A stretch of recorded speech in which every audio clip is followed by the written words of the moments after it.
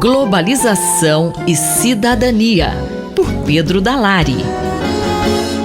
Bom dia, professor Pedro Dalari. Professor, em meio à crise do novo coronavírus, talvez nós tenhamos aí também uma outra crise igualmente dramática, igualmente séria, de muito mais tempo, mas que não tem sido falada da forma que merece, que é a questão dos povos indígenas do Brasil, não é verdade?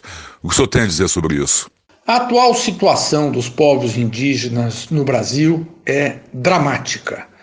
Após uma melhoria sensível gerada pela Constituição Brasileira de 1988, o quadro atual, em função da política indigenista do atual governo, é realmente extremamente preocupante. Em 1988, na perspectiva de tentar reverter uma história de massacre que começou com a chegada do homem branco no Brasil, a Constituição brasileira fixou no artigo 231 disposição de proteção aos povos indígenas, dizendo que são reconhecidos aos índios sua organização social, costumes, línguas, crenças e tradições e, o que é mais importante, os direitos originários sobre as terras que tradicionalmente ocupam, competindo à União demarcá-las, proteger e fazer respeitar todos os seus bens. Essa orientação da Constituição fez com que houvesse o desenvolvimento de mecanismos institucionais e jurídicos que contribuíram para uma maior proteção à população indígena. Mas há um retrocesso brutal atualmente por conta justamente da negativa do atual governo em dar seguimento à política fixada na Constituição. Há 3 fatores que geram grande preocupação. Que fatores são esses, professor? O primeiro é o desmonte da FUNAI, a instituição criada justamente para proteger os povos indígenas. Seu sucateamento, a escassez de recursos humanos e materiais vai inviabilizando a atuação da FUNAI como um instrumento importante de proteção dos povos indígenas. Um segundo fator de preocupação é a falta do atendimento especializado à população indígena em face da pandemia gerada pela disseminação do novo coronavírus e da sua doença, a Covid-19. É bastante provável que o índice de mortalidade entre os povos indígenas, por conta da Covid-19, seja superior à média brasileira. E o terceiro fator de preocupação é a crescente ameaça da tomada das terras indígenas em função da discussão do chamado marco temporal, procurando reverter a ideia de que as terras tradicionalmente ocupadas pelos índios são aquelas historicamente vinculadas à sua presença. Grileiros de terra, grandes proprietários agrícolas, querem estabelecer como regra que apenas as terras que estavam ocupadas pelos índios em outubro de 88 devem ser consideradas como de ocupação tradicional, o que é um retrocesso sem precedentes. Assim como felizmente vem ocorrendo na luta contra o preconceito racial, que atinge especialmente a população negra, é preciso apoiar a resistência dos povos indígenas. Na Austrália, nas recentes manifestações sociais, houve uma atenção especial com a proteção dos direitos dos povos aborígenes e é importante que isto ocorra no Brasil. Em 2018, foi publicado pela Universidade de São Paulo uma obra muito importante, O Mundo Indígena na América Latina, Olhares e Perspectivas, em que a líder indígena Beatriz Paredes, através de pesquisas que realizou no Instituto de Relações Internacionais e no Centro Ibero-Americano, ela que coordenava a Cátedra José Bonifácio, fez então a coordenação da publicação de uma obra com artigos que registram a história de resistência dos povos indígenas no continente latino-americano. É uma obra importante que deve ser lida e examinada por todos que têm, neste momento tão dramático da vida brasileira, drama que atinge especialmente a população indígena, a preocupação de uma atuação mais consciente. Deixarei na matéria sobre esta coluna no Jornal da USP a indicação do link para a obra, que é de acesso público e gratuito. Esse foi o professor Pedro Dalari, que falou com Marcelo Hollenberg para a Rádio USP. Globalização e Cidadania, por Pedro Dalari. Ética e Política, por Renato Janine Ribeiro. Professor Janine, quais as diferenças entre os regimes presidencialista e parlamentarista? Há duas formas de democracia, simplificando. Uma é o presidencialismo, outro o parlamentarismo. O presidencialismo vigora no continente americano, basicamente. O parlamentarismo é forte na Europa. No parlamentarismo não há os três poderes a que estamos acostumados no Brasil, seguindo o exemplo norte-americano, que são executivo, legislativo e judiciário.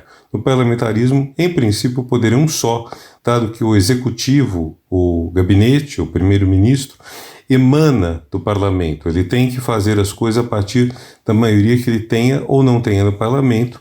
E o parlamentarismo tem uma vantagem extraordinária. Se o governo se revela ruim ou qualquer coisa assim, dá para você tirar o primeiro-ministro sem grandes traumas. Não é uma coisa super simples, mas isso não é uma crise. E o Brasil está hoje numa situação terrível, porque de 4 presidentes eleitos, depois da queda da ditadura, 2 sofreram impeachment e talvez o 5º também sofra impeachment. De modo que teríamos 3-2, somente 2 presidentes teriam terminado o mandato. Vejam, o parlamentarismo nesse ponto, ele teria tirado esses presidentes com muito mais facilidade para colocar alguém da mesma linha política, provavelmente, mas sem esses traumas. E quais as características do regime presidencialista? Nos regimes presidencialistas, nós temos o poder executivo, o legislativo e o judiciário. O executivo, geralmente, é eleito pelo povo para dar legitimidade. Se ele não for eleito pelo povo, ele não tem a legitimidade para ser igual ao legislativo. E cabe a ele escolher os ministros, dirigir, executar as questões, executar tudo que tem que ser executado. Já o legislativo, como diz o nome, faz as leis e tem algumas incumbências adicionais, sendo também o único poder que geralmente pode destituir os outros 2. Ele pode fazer impeachment, que é do presidente da República, que é dos ministros do Supremo Tribunal Federal, embora sejam coisas difíceis e raras. E o terceiro poder, o judiciário, que é um poder herdeiro da antiga aristocracia. Ele é preenchido geralmente por cooptação. Os próprios juízes escolhem quem vai subindo na carreira, como acontece na Justiça Estadual, onde é o Tribunal de Justiça que faz as promoções. E também usa o elemento do concurso, que é um elemento de qualidade. A aristocracia ao pé da letra quer dizer o poder dos aristoi, dos melhores, dos mais qualificados. Então, o judiciário funciona como um poder contramajoritário que não segue necessariamente o que a vontade popular está desejando nesse momento, mas cria certas limitações a ele. A ideia dos 3 poderes é uma ideia de limitação recíproca. Talvez ela possa ser resumida numa frase extraordinária de um pensador e historiador inglês, Lord Acton, no começo do século XIX, quando ele disse: "Todo poder tende a corromper. O poder absoluto corrompe absolutamente." Vejam, essa frase é citada de maneira muito errada. Não é que o poder corrompe. Todo poder tende a corromper. Mas, se você tiver um poder e um contrapoder em face dele, 2 poderes em oposição, ou 3, que é o caso dos 3 poderes no Brasil, nos Estados Unidos, etc., então cada um limita o outro. Então o elemento corruptor, o elemento que estraga o convívio social de cada poder é contido, é limitado. Por que o poder absoluto corrompe absolutamente? Porque ele não tem limitação. Não havendo limitação, nada consegue retê-lo, nada consegue refreá-lo, ele causa um mal danado. Eu diria que a vantagem do presidencialismo é colocar, a vantagem do parlamentarismo é tirar. O professor Renato Janine Ribeiro conversou comigo, Valéria Dias, para a Rádio USP. Ética e Política, por Renato Janine Ribeiro. Reflexão Econômica, por Luciano Nakabashi. Professor, quais podem ser os efeitos da pandemia sobre a dívida do governo? O que a gente percebe é um efeito muito grande do Covid-19 sobre as contas do governo, de uma forma geral, de governo federal, estados e municípios, porque tem uma queda muito forte da arrecadação, por um lado, e por outro, uma necessidade de aumento dos gastos, seja por seguro-desemprego, seja pelos pacotes de socorro a empresas e famílias de baixa renda. Então isso tem afetado muito negativamente a questão do déficit do governo e, consequentemente, o déficit sobre a dívida em relação ao PIB. Então, existia uma expectativa, antes desse problema, que a dívida do governo em relação ao PIB, nas 3 esferas, ia ficar em torno de 80% do PIB, e depois tinha até uma previsão de trajetória de queda, e agora tem estimativas chegando próximo a 100% do PIB no final de 2020. Né? Tem uma previsão do FMI, por exemplo, onde eles estimam que no Brasil a dívida bruta, né, do governo vai chegar a 98,24%, o que é muito elevado. Se a gente for pensar a crise que a gente passou em 2014, 2015, 2016, está muito relacionada a um problema fiscal, uma trajetória explosiva da dívida pública que acabou gerando muita incerteza por parte principalmente das empresas e afetou muito o investimento, né? E essa retração do PIB acabou afetando depois as famílias via piora no mercado de trabalho. Um aumento muito grande do desemprego e isso também, essa incerteza no mercado de trabalho acaba reduzindo gastos. Então, quando você tem uma crise, você tem essa espiral que acaba, né, uma coisa afetando a outra e a economia vai reduzindo o nível de atividade. Então, essa redução agora, pelo Covid-19, é muito importante, tem impactado muito fortemente o problema fiscal do governo. E o que o governo pode fazer para minimizar esses efeitos sobre a dívida? Acho que é fundamental, e é isso que a gente viu lá em 2013, 2014, 2015, não é só o tamanho da dívida, é a trajetória.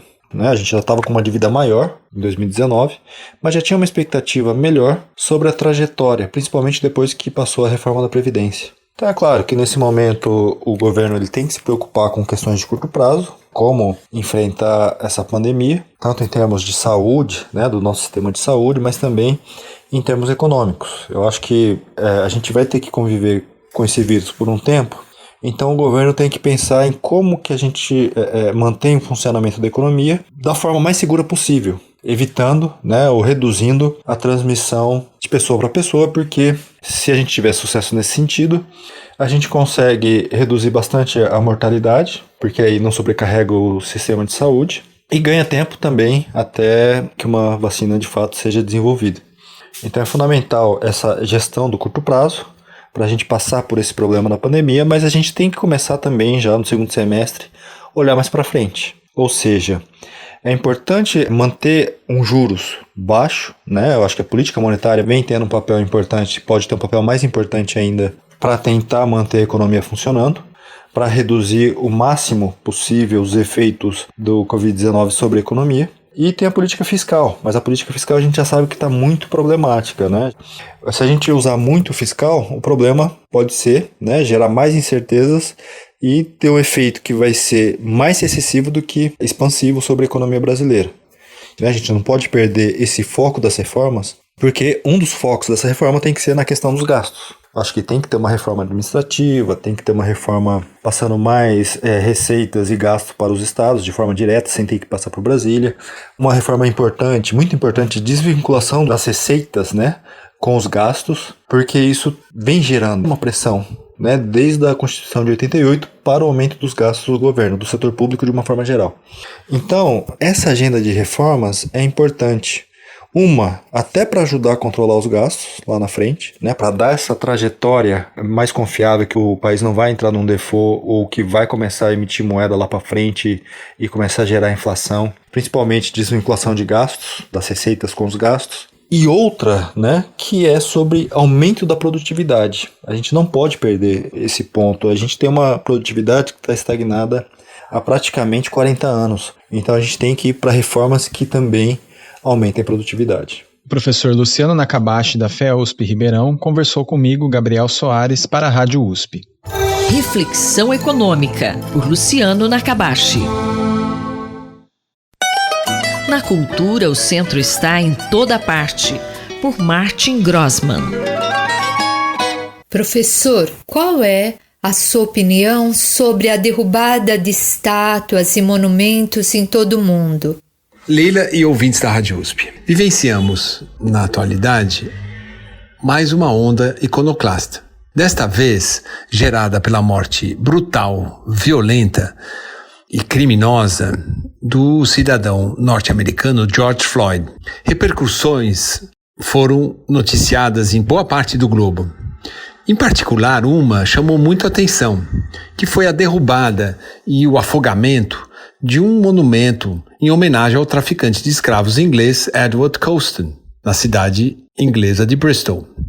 Mas monumentos são eventos históricos. E nesse sentido, quem nos ajuda muito é um teórico da virada do século XIX para o século XX, austríaco, Alois Riegel, historiador da arte, que em seu livro Culto Moderno dos Monumentos, justamente coloca e esclarece que os monumentos não são uma categoria eterna, e sim eventos históricos.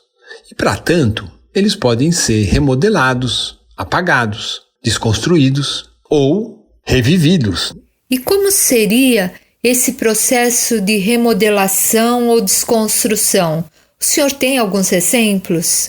Os artistas são peça fundamental nesse processo de desconstrução, eu diria, que me chama mais a atenção, da presença dos monumentos em cidades como São Paulo. E não só. Uma vez que podemos citar alguns exemplos, né? O Parque da Memória, em Buenos Aires, de ser um monumento às vítimas do terrorismo de Estado da ditadura militar argentina, com esculturas de artistas contemporâneos como a do brasileiro Nuno Ramos. Na Alemanha, há 2 monumentos, um na cidade de Kassel, que é a sede da maior exposição de arte contemporânea, né, a Documenta, e outro na cidade de Hamburgo. Esses 2 monumentos são negativados, eles são antimonumentos, eles são enterrados, eles estão enterrados no solo, né? Então eles não têm essa postura fálica ou vertical, né, dos monumentos, e fazem essa crítica à própria história dos monumentos, né, à própria existência dos monumentos. Em São Paulo, nós tivemos algumas ações, intervenções, como a de um alemão, o Markus Hammershoven, em 1994, Monumento em Movimento, quando ele faz uma intervenção nesse monumento que comemora os 100 anos da independência no Brasil, que está no Parque da Independência, né? Lembrando que esse monumento foi originalmente produzido para os czares da Rússia. Um outro coletivo de artistas produziu um interessante retrospecto, né, da história do monumento em homenagem ao Ramos de Azevedo, que hoje está na USP. Mas qual era o lugar original desse monumento? Na Avenida Tiradentes, diante da antiga, do que era, né, o Liceu de Artes e Ofício, que hoje é a nossa Pinacoteca, né? Esse grupo se chamava De Lengua a Mano, né? Formado por Nestor Gutierrez, Gilberto Mariotti e Santiago Reis. 2009. Todos na USP, né? Estudantes de pós-graduação da USP. Outra estudante de pós-graduação, mas também que fez a graduação na USP, é Érica Ferrari, que com seu mestrado ela faz uma interessante relação entre os monumentos de ordem histórica, e em particular a do pátio do colégio, e o que ela indica como sendo um monumento contemporâneo, que são as ocupações, em particular a ocupação 9 de julho, do Movimento Sem Teto do Centro. O professor Martin Grossman conversou comigo, Leila Kiyomura, para a Rádio USP. Na cultura, o centro está em toda parte, por Martin Grossman. Fique de olho, por Eduardo Rocha. Professor, qual o alerta para os olhos no junho violeta? Olá, junho é o mês que reduz a umidade do ambiente, a temperatura baixa, e inicia o inverno. E violeta, essa cor mistura um pouco de azul e vermelho. E nesse mês, com essa cor, entre as várias preocupações e conscientizações a respeito da saúde, no que tange à prevenção, existe também uma preocupação de alerta e conscientização sobre o ceratocone. O ceratocone é uma doença da córnea que pode ter repercussões na visão de leves, moderadas a sérias, dependendo do quão curvo, quão fino o centro dessa córnea se apresenta com a eventual progressão da doença. O ceratocone pode ter causas genéticas e também pode ter fatores ambientais. Daí a possibilidade de conscientização e prevenção. Já comentamos aqui que o mau hábito de coçar os olhos pode causar diferentes problemas, aumentar a irritação, levar micróbios para a região dos olhos e também, feito de forma crônica, em alguns indivíduos, pode ser o precipitador e o acelerador do ceratocone. Assim, evitar de coçar os olhos, evitar que os olhos se inflamem, são boas maneiras de prevenir essa doença. O que é o ceratocone e como os médicos tratam esse problema? Para entender o ceratocone, é necessário entender um pouco da córnea. A córnea é essa lente poderosa que temos na frente do olho. Funciona como um escudo e uma camada organizada, bastante transparente, que por similaridade poderia-se dizer que é como o vidro que faz o visor do relógio ou a lente anterior da câmera do celular ou da máquina fotográfica. Uma córnea que perde a sua rigidez central e vai ficando mais fina com o tempo, ou com o hábito de coçar os olhos ou com inflamação nesse tecido, pode então se transformar numa córnea mais fina em algumas regiões que, por pressão das partes internas do olho, assume um formato cônico. Daí o nome ceratocone. Muitas pessoas que têm ceratocone vão se dar conta ao longo da vida. Simplesmente vão ou não usar uma correção óptica, que pode ser o óculos, e aí esse problema ficará contido e será facilmente manuseado pelo seu portador. Porém, em alguns indivíduos, principalmente durante a adolescência, o cone pode se agravar e assim tornar a visão muito difícil, já no início da vida adulta. Para esses casos, a avaliação médica é fundamental para que seja estabelecido um tratamento com baixo risco e boas repercussões e também seja possível estabelecer um programa de acompanhamento de forma que, se necessário, tratamentos mais eficientes, algumas vezes mais complexos, possam ser instituídos para salvaguardar a visão do olho acometido e o bem-estar e o desenvolvimento e as atividades e a qualidade de vida do portador desse ceratocone. Por hora era isso. Junho Violeta, cuidados e prevenções com a saúde e também lembrar de não coçar os olhos e, em caso de ceratocone, procurar o seu médico. Muito obrigado. Nós acabamos de ouvir o professor Eduardo Rocha, da Faculdade de Medicina da USP em Ribeirão Preto. Rosimeire Talamone, para a Rádio USP. Fique de olho, por Eduardo Rocha. Ciência e cientistas, com Paulo Nussweig. Como os cientistas se engajaram na luta contra o racismo? Caro Júlio, caras e caros ouvintes, nas últimas semanas vimos protestos no mundo inteiro contra o racismo, especialmente o racismo contra negros, desencadeado pelo covarde assassinato de George Floyd nos Estados Unidos. Nessa segunda década do século XXI, temos observado a preocupante popularidade crescente de ideias xenófobas e discriminatórias contra diferentes grupos, por características étnicas, religiosas ou orientação sexual. No Brasil, isso não é diferente. No seio de uma comunidade que deveria ser especialmente esclarecida, a comunidade acadêmica e científica, persistem odiosas formas de discriminação e abusos. Resolvi dedicar a coluna de hoje a esse assunto, me associando a uma ação promovida no dia 10 de junho, uma interrupção das atividades em Ciência, Tecnologia, Engenharia e Matemática, STEM, em defesa das vidas de negros. Revistas científicas da Sociedade Americana de Física, o repositório de artigos Archive, as revistas Science e Nature interromperam atividades no dia 10. Black Lives Matter. Nas várias colunas que apresentei, acredito não ter destacado a trajetória de cientistas negros. Examinando a minha consciência, espero que isso não reflita preconceitos da minha parte, mas a baixa representação de negros na ciência. Há inúmeras razões socioeconômicas para isso, mas precisamos abrir os olhos para atitudes discriminatórias que dificultam ou impedem a ascensão de negros nas nossas instituições. Quero, então, registrar a admirável trajetória do professor Milton Santos, cuja carreira também foi fortemente afetada pela ditadura militar, lamentavelmente vista com saudosismo pelos atuais ocupantes de altos cargos federais.